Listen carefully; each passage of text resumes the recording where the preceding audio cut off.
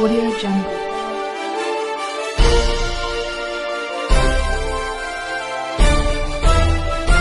Audio Jungle. 21 मार्च हिंदुस्तान की सियासत का एक बहुत बड़ा दिन था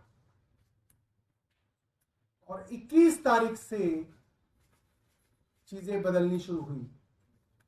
आज 2 अप्रैल को मंगलवार के दिन आम आदमी पार्टी के ऊपर जो संकट था, वो संकट मोचक आज देश की सबसे बड़ी अदालत सुप्रीम कोर्ट के 3 जज बेंच ने आम आदमी पार्टी के सांसद माननीय संजय सिंह जी की बेल सुनी और खुद जज साहब उसके अंदर कुछ प्रश्न केंद्र सरकार से पूछ रहे थे, जिसके जवाब केंद्र सरकार ईडी के पास नहीं थे। कोर्ट के प्रश्न थे, आप कह रहे हैं कि दिनेश अरोड़ा ने इस दौरान जेल में बंद होने के बाद, जेल में रहते हुए, सरकारी गवाह बनने के बाद उसके 10 बार बयान लिए गए। 10 बार। उन 10 बयानों में संजय सिंह जी के बारे में कोई बात नहीं कही गई। 10 बार के बयानों में। उसके बाद दिनेश अरोड़ा को दोबारा गिरफ्तार किया जाता है और उससे 11वां बयान लिया जाता है। 11वें बयान के अंदर वो एक बहुत ही गोलमोल सी बात कहता है कि मेरे एक आदमी ने संजय सिंह के एक आदमी को 1 करोड़ रुपए 2 बार दिए। सिर्फ ये बयान है। उसका जो आदमी है उसकी कोई गवाही नहीं, संजय सिंह जी का जो आदमी है उसकी कोई गवाही नहीं। 1 करोड़ रुपए कहां है किसी को कुछ पता नहीं, कहां पहुंचे कोई पता नहीं, रिकवरी हुई कोई नहीं हुई, अटैचमेंट हुई कोई नहीं हुई। सिर्फ एक आदमी का बयान, एक आदमी का बयान जो 10 बार बयान दे चुका है और संजय सिंह जी के बारे में कुछ नहीं कहता, उसके ऊपर दबाव डाल के 11वां बयान कर लो और आप राज्यसभा का वो सांसद उठा लो जो केंद्र सरकार से सवाल पूछता है एक आदमी के बयान पे। इसका जवाब केंद्र सरकार के पास नहीं था। सुप्रीम कोर्ट का दूसरा सवाल था, क्या कोई पैसा रिकवर हुआ है, क्या कोई पैसा अटैच किया गया है? जब कोई पैसा रिकवर ही नहीं हुआ, अटैच ही नहीं हुआ, तो पीएमएलए कैसे लगा है? इसका कोई जवाब ईडी के पास नहीं था, केंद्र सरकार के पास नहीं था। अंततः सुप्रीम कोर्ट ने यह कहा कि यह कैसे मान लिया जाए कि एक गवाह ने 11 बयान दिए, उसमें से 10 आप कूड़े के कचरे के डब्बे में डाल दोगे और एक बयान आप जो उन्होंने संजय सिंह के खिलाफ दिया उसको आप दे दोगे कोर्ट में। ये कैसे फैसला कर सकते हैं आप? बाकी 10 बयान आपने रिकॉर्ड पे क्यों नहीं डाले हैं? इसका जवाब कुछ केंद्र सरकार के पास नहीं था। यह ठीक वही बात है जो मुख्यमंत्री जी ने राउज एवेन्यू कोर्ट में बोली कि एक एक आदमी से 7-7 बार बयान लिए गए हैं। 6 बार उसने कुछ नहीं बोला, आपने उनके बच्चों को जेल में डाल दिया, 6-6 महीने जेल में सड़ाया, फिर आपने मेरे खिलाफ बयान ले लिया, उस बयान पे आपने गिरफ्तार कर लिया। ठीक वैसी ही बात आज सुप्रीम कोर्ट ने पूछी, जिसके बारे में कोई जवाब केंद्र सरकार के पास नहीं था। और सुप्रीम कोर्ट ने लंच आते आते ईडी को यह कहा, अगर आप कोई इंस्ट्रक्शन लाते हैं तो लेके आइए, वरना हम इनको रिहा करेंगे और रिहाई में जो हम जजमेंट लिखेंगे वो आपके पूरे केस को तहस नहस कर देगा, उसके रिपरकशंस होंगे। और डर के ईडी के पास कोई रास्ता नहीं बचा, बजाय इसके कि संजय सिंह जी को बेल मिल सके।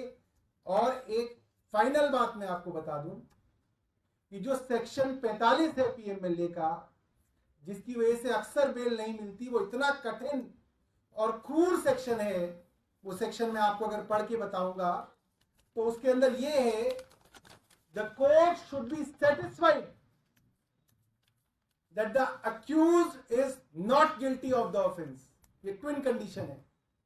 और अगर कोर्ट इसमें जमानत दे रहा है तो इसका मतलब ये है कि कोर्ट को ये लगता है कि संजय सिंह जी बेगुनाह हैं। ये इरादा है कि आने वाले 2 महीने में लोकसभा चुनाव से पहले वो आम आदमी पार्टी के 4 और नेताओं को गिरफ्तार करने वाले हैं। वो मुझे गिरफ्तार करेंगे, वो सौरभ भारद्वाज को गिरफ्तार करेंगे, वो दुर्गेश पाठक को गिरफ्तार करेंगे और वो राघव चड्ढा को गिरफ्तार करेंगे।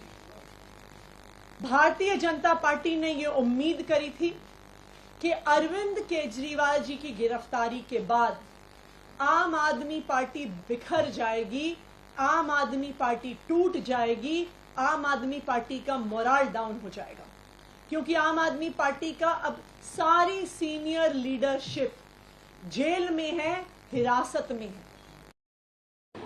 दोस्तों नमस्कार, नेक्सन न्यूज़ के खास बुलेटिन में आपका स्वागत है। दोस्तों, आज का दिन सुप्रीम कोर्ट के नाम अगर कहा जाए तो कोई बड़ी अतिशयोक्ति नहीं होगी, क्योंकि सुप्रीम कोर्ट ने आज 2 अहम फैसले दिए जिससे कि जनता में काफ़ी राहत महसूस की जा रही है। ख़ास तौर से राजनीतिक जगत में जो उथल पुथल मची हुई है, ख़ास तौर से दिल्ली की सरकार में जो उथल पुथल मची हुई थी, उसको लेकर शायद उनको काफ़ी राहत महसूस की जा रही है। दिल्ली में सुप्रीम कोर्ट ने आम आदमी पार्टी के राज्यसभा सदस्य संजय सिंह को ईडी के मामले में उनको राहत, बेल देकर राहत प्रदान की है। पिछले साल अक्टूबर में संजय सिंह को ईडी ने इस आरोप में गिरफ्तार किया था कि उन्होंने दिल्ली की शराब नीति घोटाले के अंदर 2 करोड़ रुपए की रिश्वत ली थी और इस आरोप में उनको हिरासत में लिया और साथ में दिल्ली की तिहाड़ जेल में बंद कर दिया। पिछले 6 महीने से संजय सिंह अपने परिवार से अलग होकर तिहाड़ जेल में रह रहे थे। इस बीच में उन्होंने निचले स्तर पे काफ़ी कोशिश की कि बेल मिल जाए, लेकिन निचले स्तर की अदालतों ने उनकी बेल को स्वीकार नहीं किया और अंततः सुप्रीम कोर्ट ने उनको अपने उनको बेल देते हुए ये जनता में संदेश दिया कि अभी भी संविधान जिंदा है, किसी के साथ अन्याय नहीं किया जा सकता है। ये कहकर उन्होंने ईडी और सीबीआई को लताड़ लगाते हुए कहा कि आप पिछले 6 महीने के अंदर आप एक भी सबूत संजय सिंह के खिलाफ में कोर्ट में पेश नहीं कर सके हैं। मतलब कि ना एक पैसे की बरामदगी हुई है और ना कोई मनी ट्रेल पाई गई है, ना उनके खिलाफ में आपने कोई ऐसा सबूत कोर्ट में दिया जिसकी वजह से हम ये महसूस करें कि आप कस्टडी में आगे रख सकें। इस पर सरकार की ओर से ईडी की तरफ से जो SV राजू पेश हुए, उन्होंने आनाकानी करते हुए ये बहलाने की कोशिश की कि हम उनके खिलाफ में सबूत इकट्ठा करने की कोशिश में लगे हैं, लेकिन 3 सदस्यीय जजों की बेंच ने उनकी बात को नकारते हुए कहा, जब आप 6 महीने में एक पैसे का ट्रांजैक्शन नहीं कर पाए उनके बैंक खाते और सभी जगह पर आपने छापामारी करके ये कोशिश की, लेकिन एक भी पैसे का आप मनी ट्रेल नहीं कर पाए। इस पर उन्होंने लंच के बाद संजय सिंह को, आम आदमी पार्टी के राज्यसभा मेंबर संजय सिंह को बेल देते हुए कहा कि आपके पास 6 महीने के अंदर ईडी कोई भी ऐसी चीज़ पेश नहीं कर सका जिससे कि हम महसूस करें कि ईडी की जांच में कुछ सकारात्मक कदम उठाए जा रहे हैं। लेकिन दोस्तों, ये तो बात हुई संजय सिंह की। ये पिछले 2 साल से दिल्ली दरबार में दिल्ली सरकार के मंत्रियों को किसी न किसी रूप में ईडी गिरफ्तार करती है।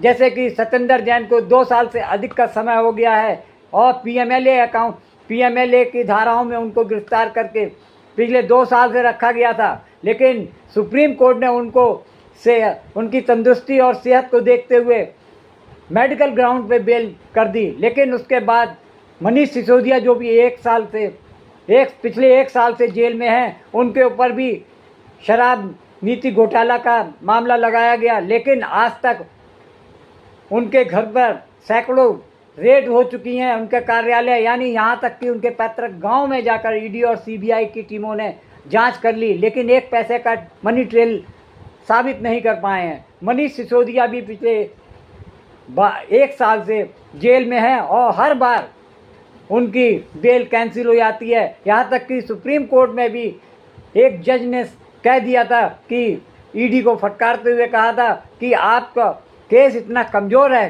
कि कोर्ट में 2 मिनट में आपका केस ख़त्म हो जाएगा, लेकिन वही जज वही 15 दिन के बाद में उनकी बेल देने से मना कर देते हैं। इससे साफ जाहिर हो रहा है कि न्यायालयों पर कितना ज़्यादा राजनीतिक प्रेशर है। एक वही जज 15 दिन पहले बेल को देने की बात कर रहा था और 15 दिन बाद वो अपने बात से ही मुकर गया। अब ये समझ सकते हैं कि मनीष सिसोदिया के बाद मनीष सिसोदिया के ऊपर 1 पैसे का भी बरामदगी नहीं हुई है, ना कोई मनी ट्रांजैक्शन दिखाते हैं। इसके बावजूद मनीष सिसोदिया पिछले 1 साल से तिहाड़ जेल में बंद है। दूसरी तरफ मनीष सिसोदिया के बाद राज्यसभा सांसद संजय सिंह को भी ऐसे ही गिरफ्तार किया गया, उनको घर से उठाया गया और 5-6 महीने से जेल में रखा था। लेकिन ये सुप्रीम कोर्ट की जो ईमानदारी या ये कहा जाए कि निष्पक्षता से उन्होंने संजय सिंह का केस सुना और उनको रिहाई दे दी, बेल दे दी। इससे साफ जाहिर हो रहा है कि निचली कोर्ट से जितने भी बार संजय सिंह ने अपनी बेल की एप्लीकेशन लगाई, सब में उनको निराशा ही मिली। लेकिन जब सुप्रीम कोर्ट में मामला पहुंचा तो सुप्रीम कोर्ट ने सारी अदालतों के फैसले को नकारते हुए उनको बेल दे दी और ये ईडी से साफ कह दिया कि आप 6 महीने में कुछ नहीं कर सके, एक भी कदम आपका जांच में नहीं बढ़ा है। इसको लेकर हम ये तय करते हैं कि संजय सिंह की जमानत को हम बहाल करते हैं।